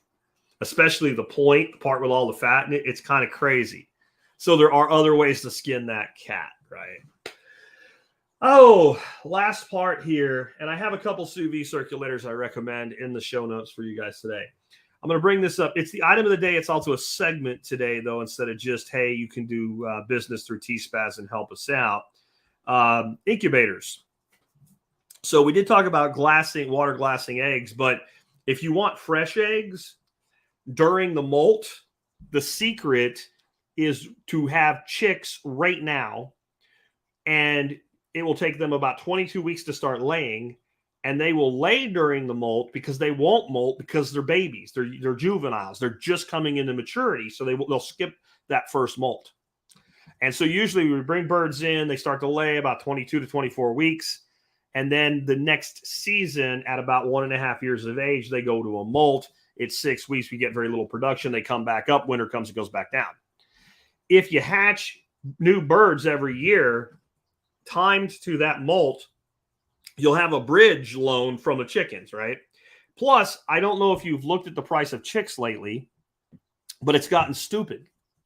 Like, especially if you want sexed birds, instead of having to figure out how many, because let me tell you something, when you get straight run, even when you get them from Tractor Supply or Atwoods or a feed store or something, they're buying from a big hatchery. They're buying from McMurray or Cackle or what have you. Well, people pay more money for female birds. So when they say straight run, that's the females left after they culled out enough females to fill their orders for females for people that will pay more money than straight run. That's why you go down to the feed store, you get like 12 chickens and you get like 9 roosters. That's why. That's why that happens. So if you don't pay for pullets, then you're going to get a lot of roosters. And if you do pay for pullets right now, I'm finding around $5 a chick. They used to be like $1.50 just a few years ago. So incubators pay for themselves pretty quick as well. Ducks, I checked out Cackle and Metzer today, and sexed female ducks, depending on the breed, are $8 to $14 freaking dollars a chick. That's ordering them in the mail plus paying shipping. Right. And I guarantee you, most of your shops where you go buy them directly, straight run, same thing. So hatching your own birds makes a lot of sense. And selling extra chicks makes a lot of sense right now to pay for your machine. This one will hatch about 32 eggs. It's on sale for $160. It's the IncuView all-in-one egg automatic egg incubator. I really recommend you check it out. You can find it at T-Spaz. You can find a link to today's episode. There's a link in today's episode in the video notes below. But somebody already asked when I brought that up today. They said, Jack, you have previously mentioned the Mana Pro incubator. That's actually the one I own right now. It costs about $20 more and it does less eggs. And because of the size and the way it works, it wouldn't really be good for goose eggs. How did that happen? How did I end up with the Mana Pro? So my IncuView I bought when I first came here. So that was 2013. And a couple of years ago, it just stopped working. Now, I used it a lot. But something kind of to, wow, Eddie paid $35 each for 16-week-old pullets. That's another business model before I go on with this. You hatch the birds, you raise them up. So 16 weeks, they're about 6 to 8 weeks from laying at that point. That's how long you would raise a meat bird of an heirloom variety bird versus like a Cornish cross for a meat bird. Like, so if you're tractoring them or something, you know, and you're doing them for meat, you'd raise a Dixie Rainbow or something like that, about 16 weeks to get it to harvest size. It would weigh about 5-pound carcass if you did it right, and you'd probably get about $20 if you plucked it and processed it and sold it as food. But somebody like Eddie, who needs birds, who doesn't have them yet and doesn't want to wait as long and doesn't want to get a brooder and do all that crap, will apparently pay you $35 each for them. We sold off a bunch of our birds for $25 a hen when we went from chickens to ducks, and we got rid of most of our chickens. $25, and we had no problem getting rid of almost 80 of them. And some of them were older. Some of them we actually took less for. Like, this bird's got like one good season, or we'll give you her for 15. The rest of them are 25. We had people, no, we pay less. Then we'll put them in a freezer. So you could make more money selling layers to people. So you hatch your birds, eat your surplus roosters. Here's the other thing. You sell your birds, and you say, if you buy at least 5 hens and you want one, I'll give you a rooster. The roosters that are left when the hens are gone, freezer camp. Right? Make coco-vin. And so there's a business model. There's a business model there as well. And I'm telling you, the sweet spot to do this is not the country where everybody does it. And it's not the middle of the city where people can't have chickens. Urban, rural fringe, baby. Places like Dallas, Fort Worth, all these other little cities and all these different places, little bit in the country. Everybody wants chickens right now. Everybody wants ducks right now. You could sell the hell out of them. See, and here, Frank's saying, we bought 20 chicks 5 weeks ago. 23 delivered, 16 survived. Egg layers and a few dual purpose. So think about the price that Frank paid if you had 20 chicks, 23 showed up. So they gave some extra ones. A lot of places do that. But only 16. So he actually paid for 6. He actually got 16 for what he paid for. Now, how many of them are going to be females? I don't know. It depends on what he bought. If you bought pullets, most of them should be. Occasionally you buy pullets and the guy made a mistake when he checked under the hood, right? But most of the time it's pretty good. And it's just pocket money. You're not going to make a fortune on this, but if you do it right and you market it right, use Nextdoor, use Craigslist, etc. Put together a little website, explain how you make sure your birds are good birds and what have you. And you should be able to sell, a few dozen every spring. Now you can pay for your feed for your birds for 4 or 5 months. You see how that works? This is how you do this. Anyway, the Mana Pro incubator. I took the IncuView, and I only hatch like once or twice a year. And if I have bantams going broody like I do right now, I don't even hatch. Right now I have 3 bantam hens and a Muscovy who teamed up with one of the bantam hens. Unfortunately, the Muscovy didn't show up until about a week into incubation, so I don't want to give them more eggs now because they're out of time, right? I want eggs that are going to hatch within a couple of days of each other per batch. But I got 3 bantam hens, each have 8 duck's eggs under them. So they're going to come out, and mama I don't know if you've ever done this before. You have a bantam chicken hatch baby ducks. Once the babies start to kind of follow her around, she kind of looks at them every once in a while out of the side of the eye like, what's up with you, man? And then they just kind of like, you almost see them like shrug their wings, like, guess my kids are freaks, and they do a good job of raising them. So we might not even use our incubator this year. And with things like that, I would say to somebody that wanted to hatch eggs, if you pay shipping and ship it back, I'll ship you my incubator. That incubator probably made a good 20 trips across the country in the mail. I think I sent it to Nick Ferguson. It went to Ferguson and back like 3 times. And it finally crapped out. So when I needed a new incubator, I'm like, I already know this is a good one.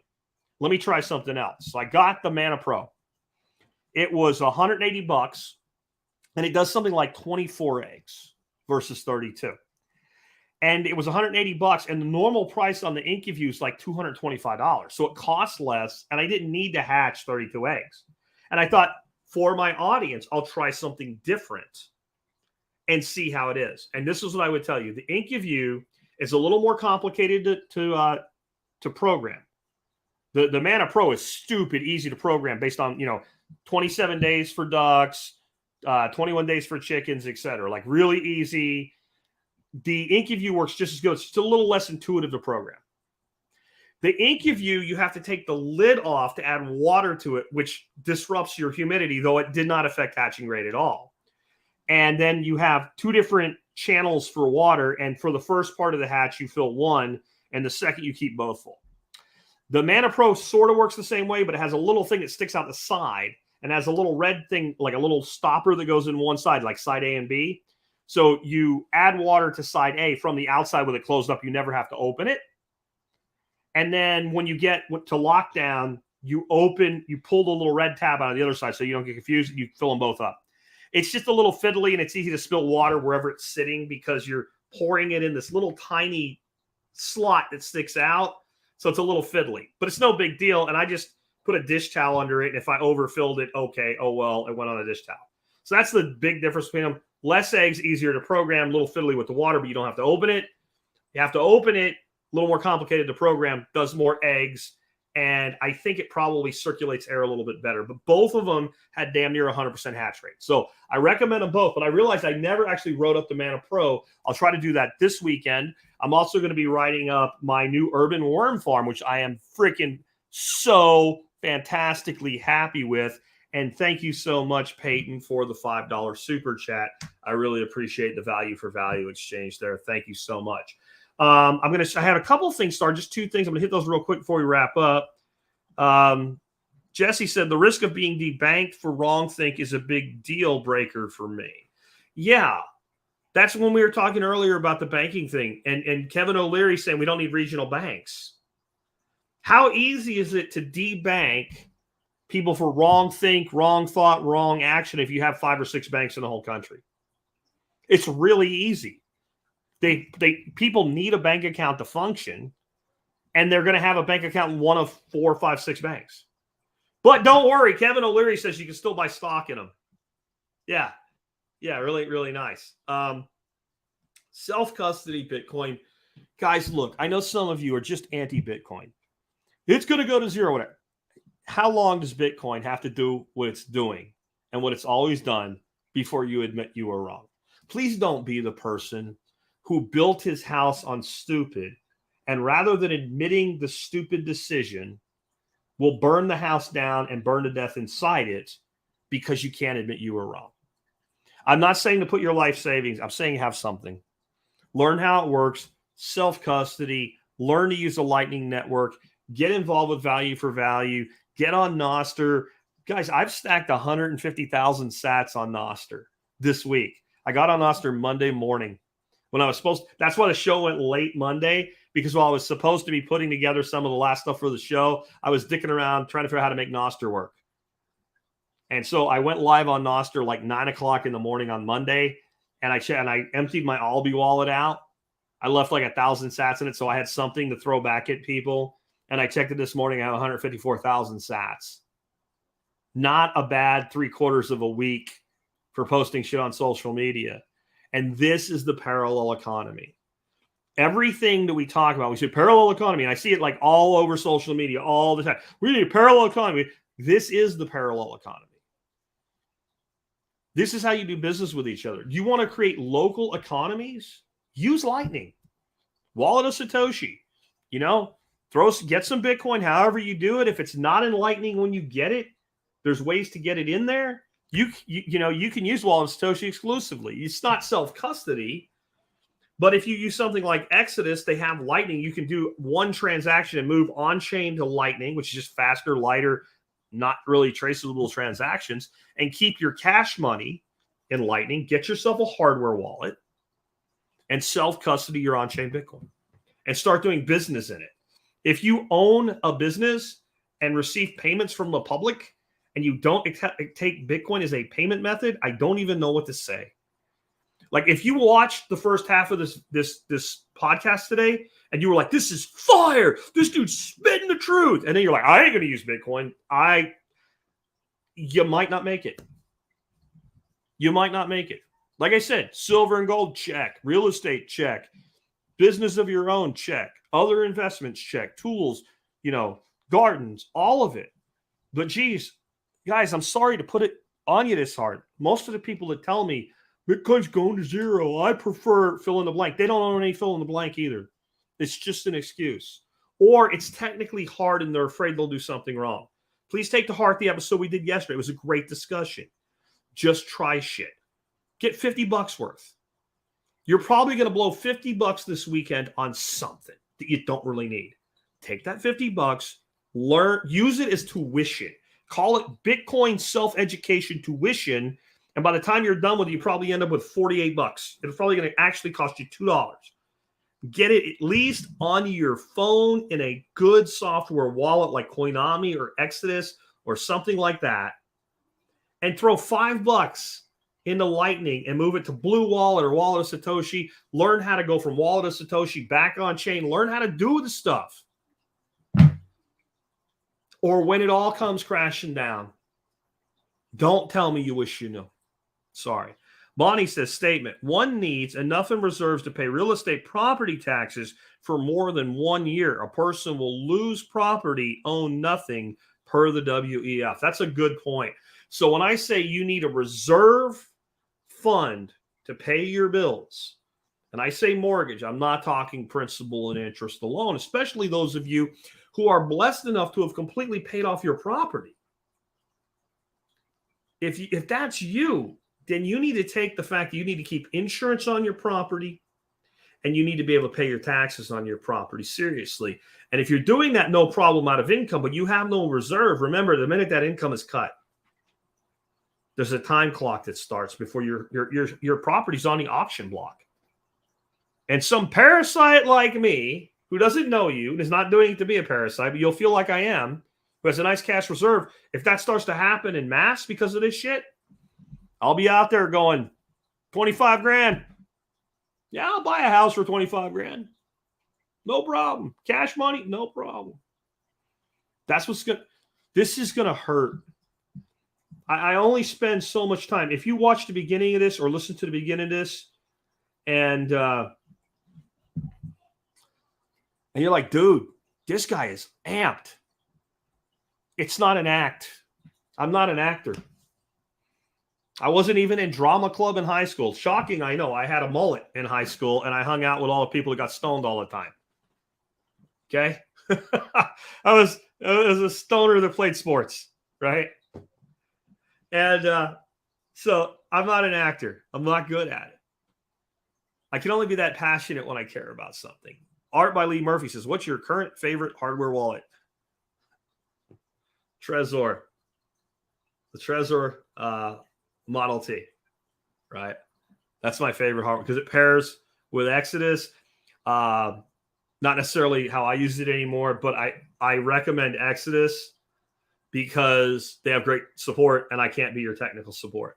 If you go to the bitcoinbreakout.com/tools, the bitcoinbreakout.com/tools, or just the bitcoinbreakout.com and click on tools, you'll see all the stuff I recommend. There are some things I need to add to that page. Another thing to do this weekend.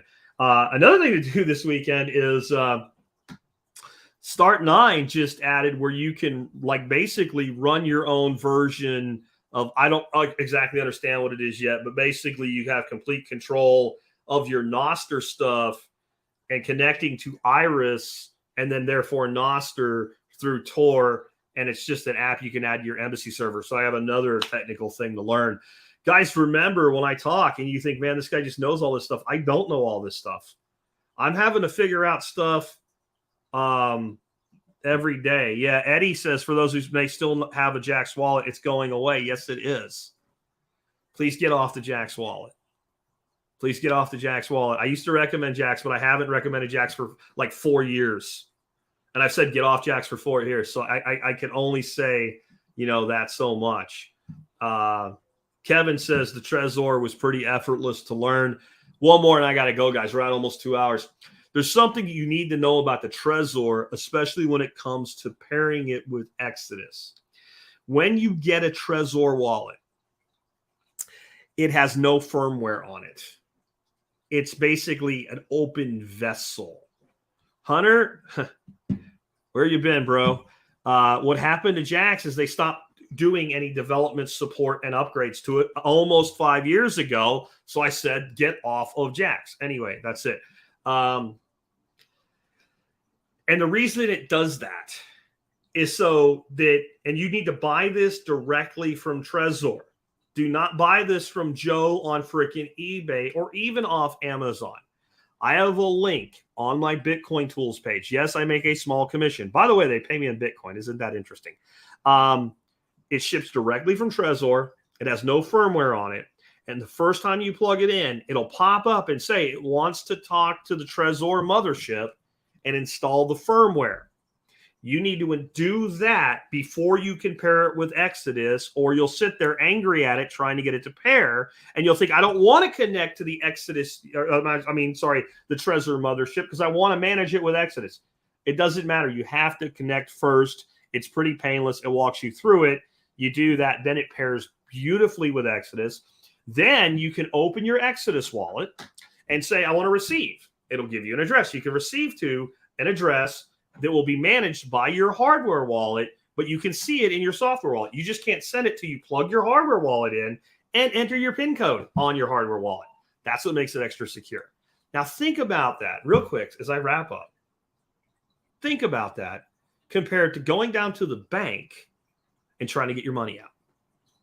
You know how stupid that is? I don't actually believe people really went to the bank to try to get their money out. I think the people behind the banking scam had people go there and pretend they wanted their money out, because who the hell does that to get, you know how I get money out of my bank today? Transfer funds. And one real quick thing as I wrap up, let's bookend this going back to where we started. Kevin, the scumbag, POS O'Leary, you lying twat. People, small depositors are moving out of these regional banks and they're pouring into the big banks. No, they're not. You snot-slinging little twat. That guy, I've never liked him, by the way. When I watch Shark Tank, I'm like, the way he talks to some of those people, he's like, you're a pig. Like, he literally calls, I'm like, I thought about going on there and saying I wanted money for TSP and lying just to get on the show so he could call me a pig and I could grab him by his nose holes with my two fingers and drag him across that desk and crack him one in the mouth before security got to me, because I'm pretty sure I could pull it off. But just a disrespectful POS and a liar. Let me tell you why I know that all these, small depositors are not running to JP Morgan Chase from regional bank XYZ. Have you opened a bank account recently? Now, if you already have an account with a bank and you want to add an account, you can do that online in seconds. You have to go, you have to sign paperwork. You have to provide ID, social security number, freaking references. It's so much because of the anti-money laundering and all the other crap to open a new bank account with a big bank. It's an effort. It's like going to the dentist. It's not like anybody can do it, but it's no fun. Okay? Right? You follow me? Okay. So since Monday, millions of people just like you have moved their money. Who here moved their money to JP? One person tell me. We still got 200 people watching. Right? Lost a bunch of people when we left the gloom and doom and the brimstone, right? We still got 198 people watching. One person, you moved your money to a big bank from a small bank this week. Tell me who you are. I'll wait. It's not coming. It's a lie. Now, you know who moved money? People that already had bank accounts in the big banks. So the guy that's making payroll and stuff like that, right? He's a small business. But when I say small business, I'm talking like $5 million business. So Eddie has a friend who moved to Chase.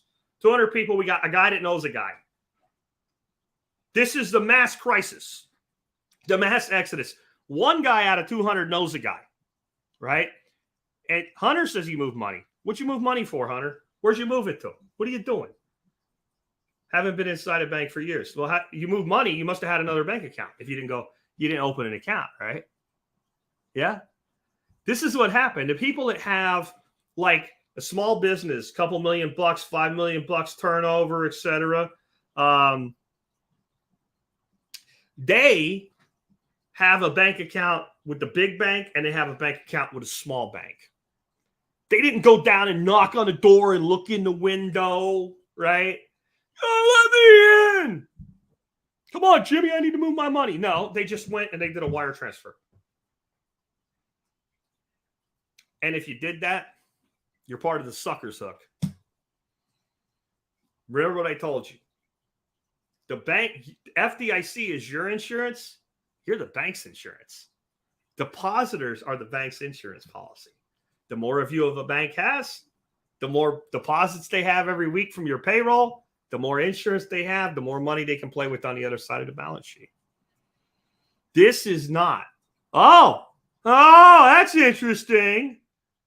Oh, I got to take Hunter back off. Hunter went the other way. Hunter went from the big bank to the regional bank. But according to Kevin O'Leary and Fox News, there's this mass exodus from regional banks because we don't need them anymore. So we got a guy that knows a guy and a guy that went the opposite direction. Canceling the first guy, we're at a 0, right? Frank says 2 of my accounts are attached to Fold so I can move money. That's cool. Yeah, use the Fold card, stack sats. That's my last thing for you Bitcoin people or anti-Bitcoin people. There's so many ways right now. You know, you're not going to become a mogul or nothing. You could be stacking a couple hundred sats or more a month doing what you already do. You know, 1 year and you're a multi-sats millionaire. Someday, not too long from now, that's going to matter. Anyway, guys, remember you want to support the show. Lots of ways to do that. tspaz.com. Incubator's on the item of the day today, but you can buy your stuff online through there. Become a member. Support me on Fountain. Zap me on Nostr, whatever it is. I really would appreciate your support. It's how I do what I do and deliver the type of content that you got today. Tomorrow, Expert Council Q&A. Probably 2 new Expert Council members you've never heard before, because if you're not growing, you're dying. With that, I'll catch you tomorrow with another episode.